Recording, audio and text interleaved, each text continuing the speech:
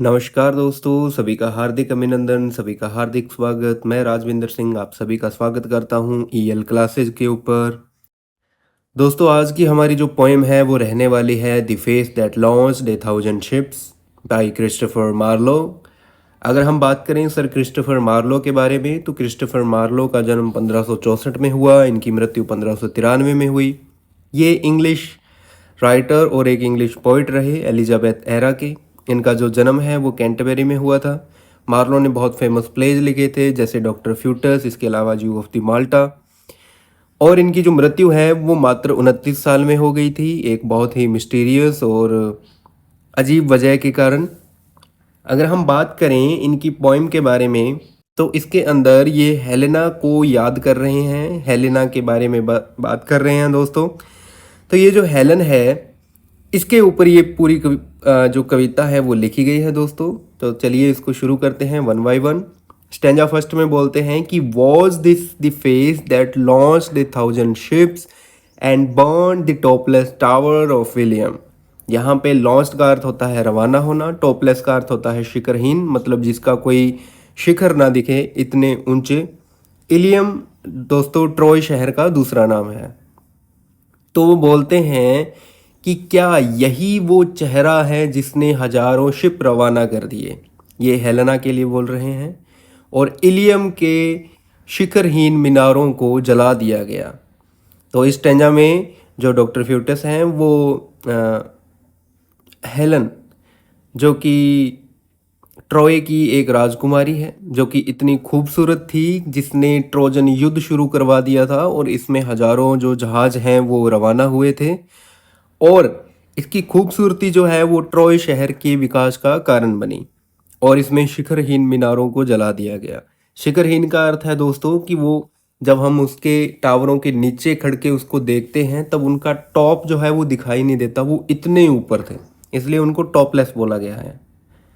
Second stanza की बात करें तो दोस्तों सेकंड स्टेंजा में बोलते हैं sweet Helen make me immortal with a kiss her lip suck my soul see where it flies.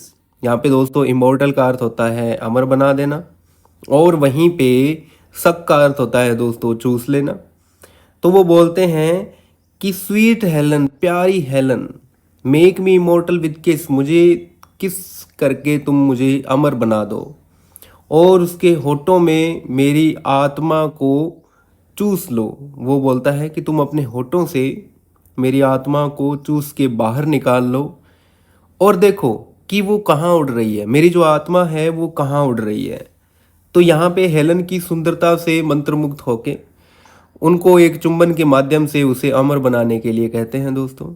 वह चुंबन उसके लिए शक्ति को इतना प्रबल मानता है कि वह उसकी आत्मा को खींच भी सकता है। बात करें दोस्तों थर्ड स्टेंजा की तो थर्ड स्टेंजा में बोलते हैं कम हेलन कम, आओ हेलन आओ, give me my soul again, मुझे मेरी आत्मा वापस दे दो। Here will I dwell, dwell का अर्थ होता है दोस्तों निवास करना, मैं यहाँ पे निवास करूँगा। For heaven is in the lips, क्योंकि वह होठ जो है वो इसके लिए एक स्वर्ग के समान है। And all is dross that is not Helena, dross का अर्थ होता है दोस्तों तुच्छ। और वो बोलता है कि अगर हेलन नहीं तो ये पूरा संसार जो है वो तुच्छ के समान है। और वो खुद को भी बोलता है कि अगर उसे हेलन नहीं मिली तो वह तुच्छ है। तो दोस्तों इसमें जो हेलन से अपनी आत्मा वापस लेने के लिए बोलता है और बोलता है कि वह उसे अपने स्वर्ग रूपी होठों के अंदर निवास दे। और जो हेलन है अगर वो उसे नहीं मिली तब वह एक तुच्छ व्यक्ति के समान है। स्टैंजा 4 की बात करें दोस्तों तो इसमें बोलते हैं कि आई विल बी पेरिस, मैं पेरिस बन जाऊंगा। And for love of the, मतलब तुम्हारे प्रेम के लिए मैं पेरिस बन जाऊंगा। इंस्टेड ऑफ ट्रॉय, ट्रॉय के बजाय shall Wittenberg be sacked, sacked का अर्थ होता है दोस्तों लूट लिया जाना, लुटा दिया जाना या लूट लिया जाना। तो बोलता है कि ट्रॉय के बजाय विटनबर्ग जो शहर है उसको नष्ट कर दिया जाएगा। तो इसमें देखिए दोस्तों भाव क्या है कि वो घोषणा करते हैं कि वह पेरिस बन जाएगा। वह राजकुमार जिसने हेलन से प्यार किया था और उसके खातिर अपने शहर यानी विटनबर्ग को नष्ट कर दिया। तो वो बोलता है कि इसके लिए ट्रोय को भी लूट लिया गया था। वो बोलता है कि ओ हेलन, मैं तुम्हारे इस प्रेम के लिए पेरिस भी बन जाऊं। तो स्टेंजा 5 है दोस्तों कि and I will combat with weak Menelaus, और मैं कमजोर मेनेलस के साथ युद्ध करूंगा। मेनेलस दोस्तों यहाँ पे हेलन का पति है। तो वो बोलते हैं कि मैं तुम्हारे पति के साथ युद्ध करूंगा।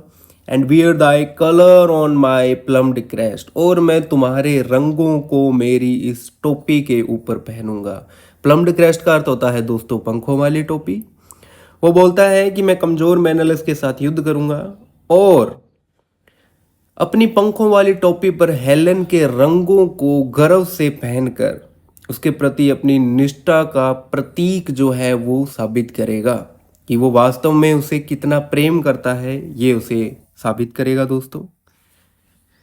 जो नेक्स्ट स्टेंजा है, स्टेंजा में बोलते हैं कि ये हाँ, आइल वाउंड एक्किलिस इन द हील। वो बोलता है कि मैं एक्किलिस की एडी में घाव कर दूंगा। And then return to Helen for a kiss, और फिर हेलन के लिए चुंबन के लिए मैं वापस आऊँगा। यहाँ पे वाउंड का अर्थ होता है दोस्तों घाव देना, जख्मी करना।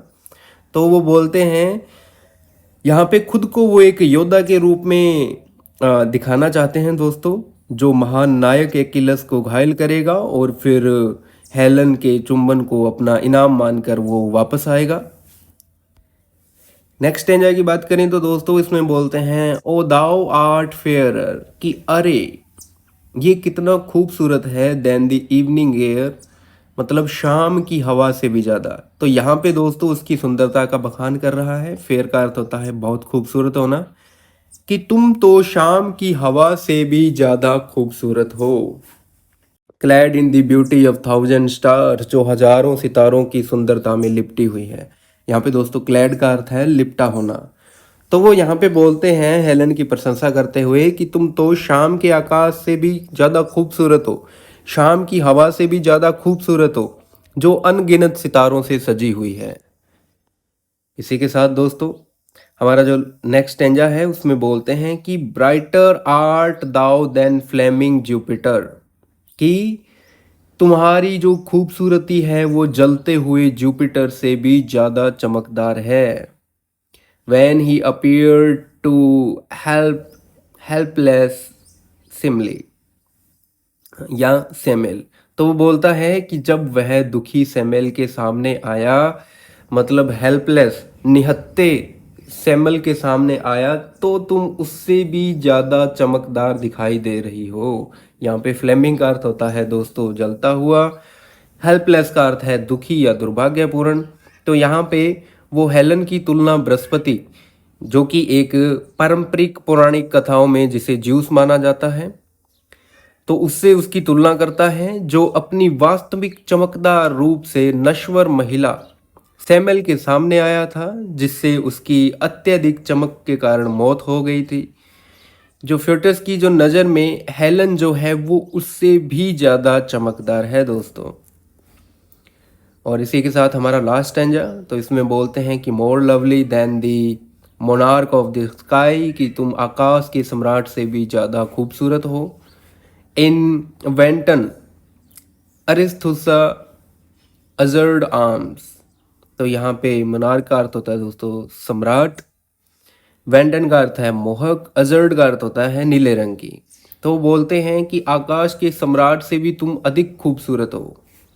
मोहक अरिस्थुसा की नीली बाहों में तुम बहुत खूबसूरत लगती हो। तो यहाँ पे हेलन की प्रशंसा जारी रखते हुए वह सूर्य यानी कि आकाश के सम्राट से भी अधिक खूबसूरत है, ऐसा उनको आर्ग्यूमेंट देते हैं। जो अरिस्थुसा जो कि एक जल परियों में से थी, सबसे खूबसूरत जल परी थी, उसकी नीली बाहों के अंदर उसकी कल्पना करता है दोस्तों। तो बहुत बहुत धन्यवाद, आप हमसे जुड़े रहे दोस्तों। आप इस वीडियो की जो पीडीएफ है उसको डाउनलोड कर सकते हो हमारे टेलीग्राम चैनल से, जिसका लिंक आपको वीडियो के डिस्क्रिप्शन में मिल जाएगा। हमें सब्सक्राइब कीजिए दोस्तों, ताकि आप हमसे जुड़े रहें और आप हमारी आने वाली वीडियो को बिल्कुल भी मिस ना करो। बहुत बहुत धन्यवाद दोस्तों, आप जुड़े हुए थे ईएल क्लासेज के साथ और मैं हूँ राजविंदर सिंह।